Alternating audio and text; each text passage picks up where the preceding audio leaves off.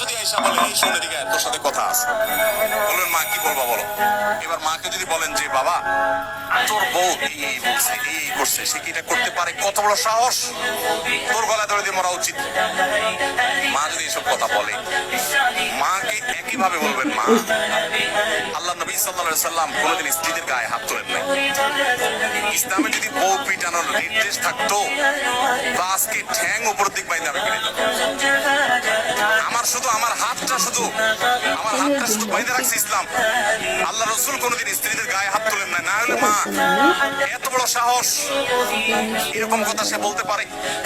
যা কি বলছে না বলছে সেটা পরে, আপনি বিচার বিশ্লেষণ না করতে গিয়ে উপস্থিত ওই জায়গাতে সামাল দেওয়ার চেষ্টা করবেন। কথা কি বুঝতে পারছেন?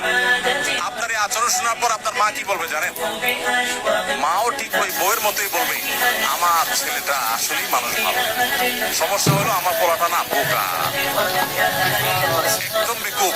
এই জন্য তো বউয়ের কাছেও বেকুব থাকলে মায়ের কাছেও কিন্তু আপনাকে কেউ দোষী সাব্যস্ত করবে না। আর যদি পণ্ডিতি করে বউরে বলতে চান ঠিক আছে আমি দেখতেছি, থামো তুমি। মা কিভাবে এসব কথা বলে, এবার যাবার মা কই আসো তুমি এদিকে আসো, এবার বসে মার সাথে আলাপ শুরু করবে। ওখানে বাপরে একটা ইউক্রেন রাশিয়া যুদ্ধ, বিশাল কাণ্ড হয়ে যাবে। ওই কাণ্ড করার পর বউয়ের কাছে আইসা যদি মনে করেন যে বউয়ের জন্য মার সাথে ঝগড়া করছি, বউ মনে খুশি হবে, জীবনও খুশি হবে না, জীবনও খুশি হবে না। যতই করেন বউরে খুশি করতে পারবেন না, কোন একটা প্যাঁচ বাঁধবেই এবং কোন একটা ভাগ বের করবে। আর মা তো না খুশি হয়েছে। আবার মায়ের হয়ে যদি বলেন এই তুমি কত বড় সাহস, আমার বোনরে কি করলে, বাইরে কি করলে, মারে কি করলে, দেখবেন আরেক যুদ্ধ পাচ্ছে।